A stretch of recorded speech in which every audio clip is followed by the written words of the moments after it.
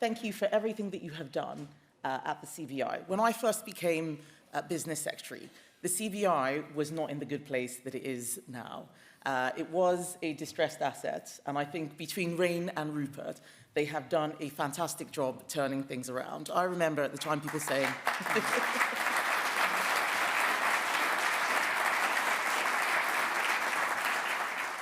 I remember at the time people saying that the CBI would cease to exist, other organizations were going to take over. I'm very pleased to see you go from strength to strength, but I am very sad, Rupert, that this is your last CBI conference, so thank you so much for all that you have done.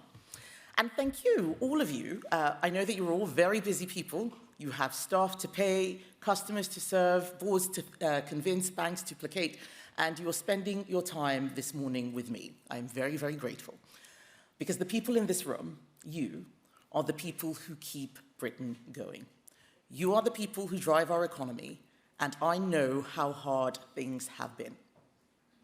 Over the past year, I have visited more than 150 businesses, big listed companies, family firms, tech startups here and in the US, manufacturers in the Midlands, hospitality in coastal towns, oil and gas firms in Aberdeen. I have sat in your boardrooms, walked on your shop floors and back offices, and I have listened. And what you tell me is very simple. You want to grow, you want to invest, you want to hire, but you feel squeezed, second-guessed, constantly interfered with by a government that doesn't really understand how business works.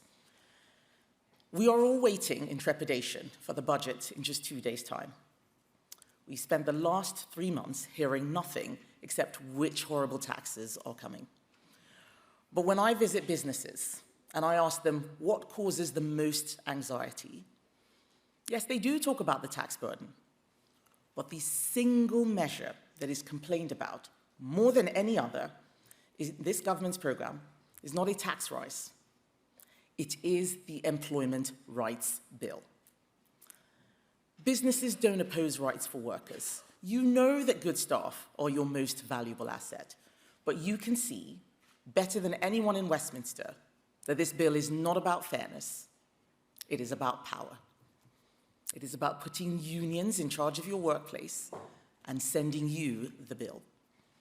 So I want to explain why Conservatives oppose it, why we will repeal the terrible measures in it, and how that fits into a bigger Conservative plan to get Britain working again. First, let's be clear what we are dealing with. This bill is not a little tweak to modernize the law. It is a 330-page assault on flexible working written in the TUC's headquarters, designed to drag Britain back to a world where unions call the shots and employers carry the blame. For 30 years, flexible labour markets have been one of Britain's real strengths. They allowed us to create millions of jobs after the financial crisis. They helped us keep unemployment much lower than competitor countries.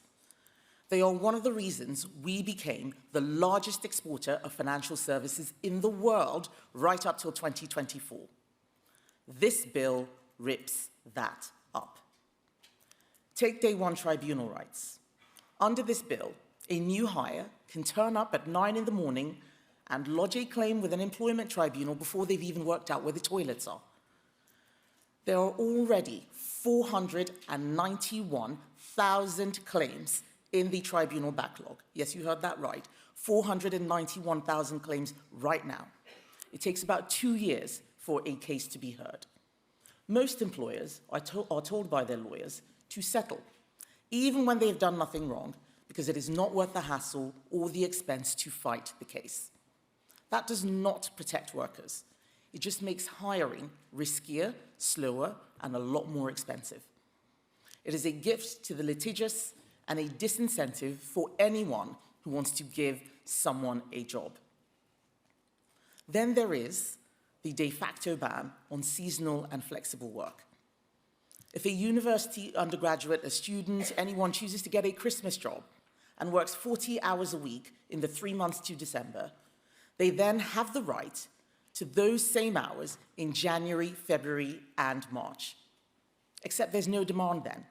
There's no need for extra staff or the money to pay them. So a measure designed to ensure employment does the opposite and everyone loses.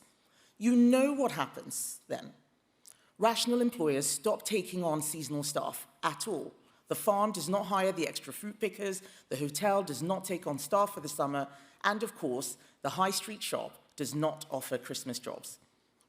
These are the very opportunities that got many of us started. My first job was on the high street. I started at McDonald's, and then I got a job in New Look, part-time. Those were the places that gave me a chance to learn. Many of you in this room probably had your first job during a summer holiday or on a Christmas shift.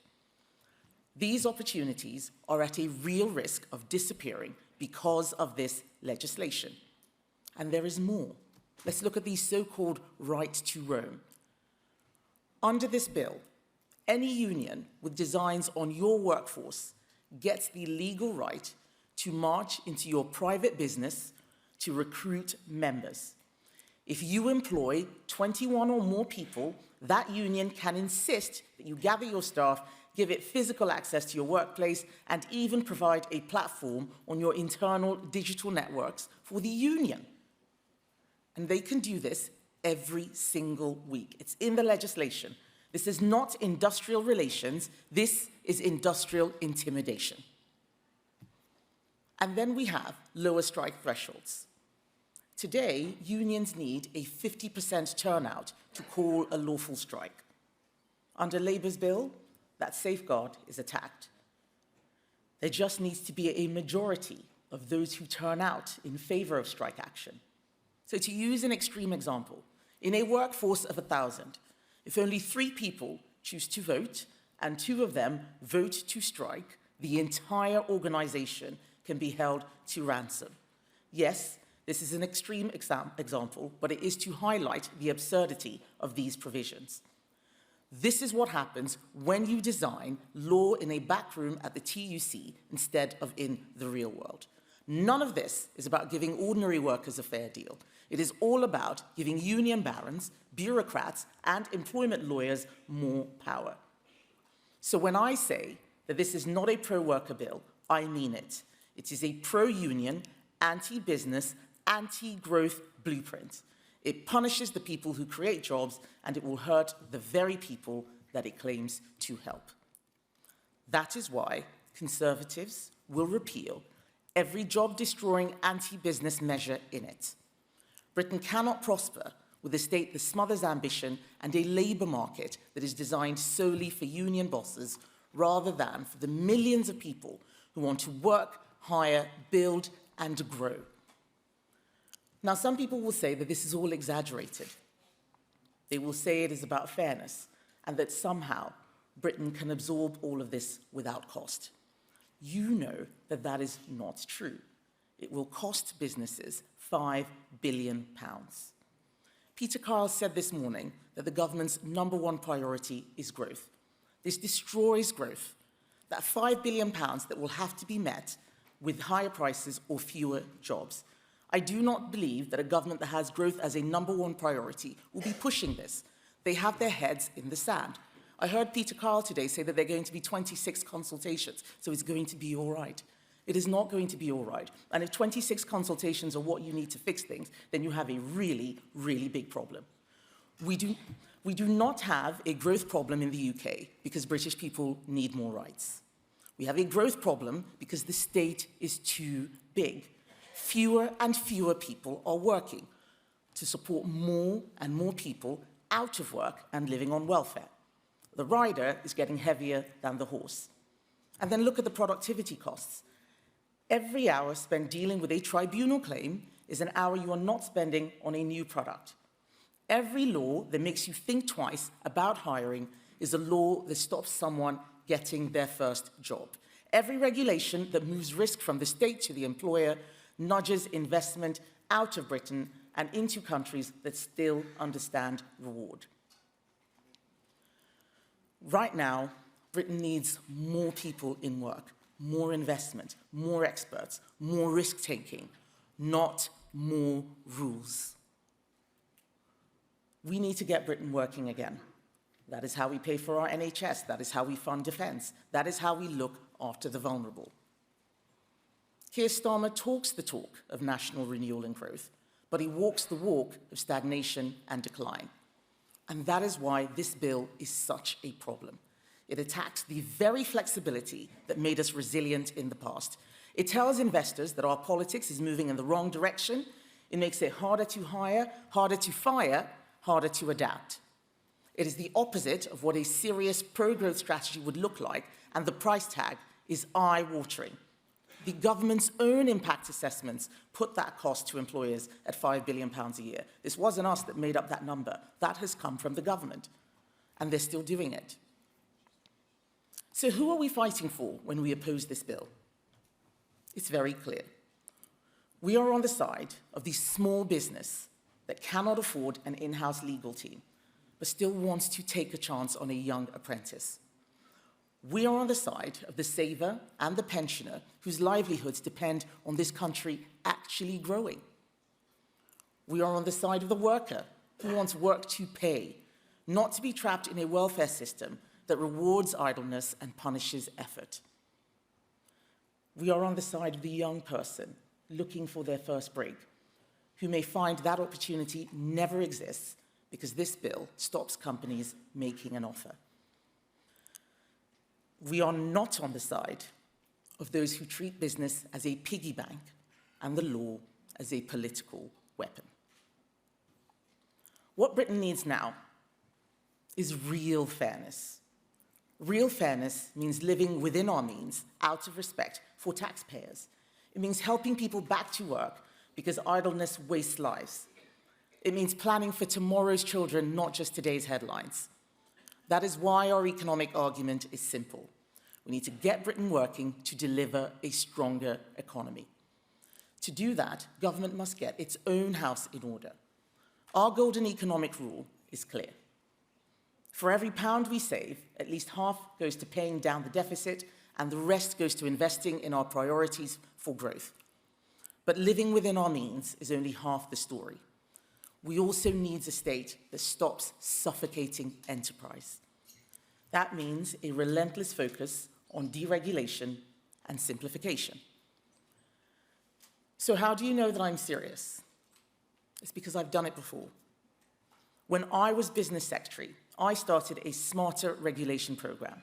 We reformed working time reporting requirements, saving businesses up to £1 billion a year. We raised company size thresholds to take smaller firms out of the most onerous reporting rules. I said a hard no to things like mandatory ethnicity pay reporting that would have created spreadsheets for all sorts of activists instead of jobs for workers. That is the direction we must go in again. A Conservative government, led by me, would scrap pointless reporting burdens and let managers manage. We would focus the state on what it should do: secure our borders, enforce the law, protect property rights, provide essential services, reliable infrastructure, and then get out of your way. For those of you who don't know, this week is Family Business Week. So it's a great opportunity to remind everyone that it is Conservative policy to scrap Labour's family business tax. And there is so much more. But we are doing this not because we are anti-worker, but because we know where growth really comes from. It does not come from the Treasury. It comes from you. From the risk you take when you sign that lease, from the mortgage you put up against your own home, from the hours you put in after everyone else has gone home, and we believe you should be rewarded for that. So on Wednesday, we will finally see the budget, although it feels as if we've seen about 3 different versions of it before Rachel Reeves has even stood at the dispatch box.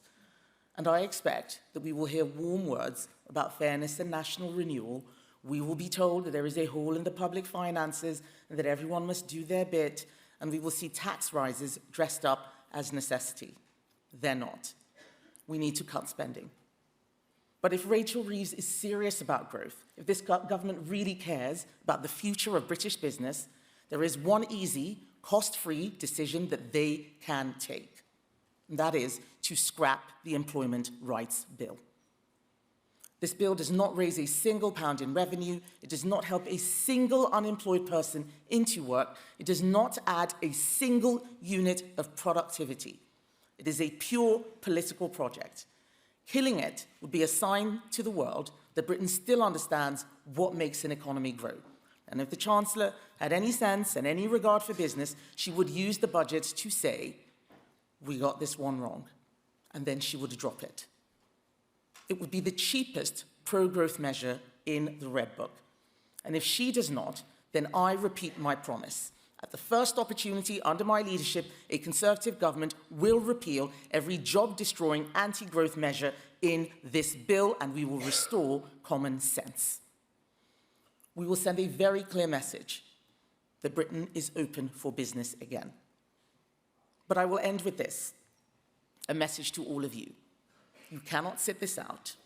Too often in recent years, business has retreated from the argument for fear of criticism. That cannot continue. If you believe in enterprise, believe in opportunity, and believe in the idea that wealth has to be created before it can be shared, then we need you. Speak up. Tell your staff what this bill means for jobs. Tell your customers what constant tax rises and red tape are doing to prices. Challenge those who treat you as a problem to be managed, not a partner in our national success. The choice for Britain is stark. It's a future of higher taxes, thicker rule books, and slower growth, or a country where government lives within its means, business is free to grow, and work pays once again. I know which side I'm on. And if you stand with us, let's get Britain working again. Then together, we can deliver a stronger economy and a better future for our country.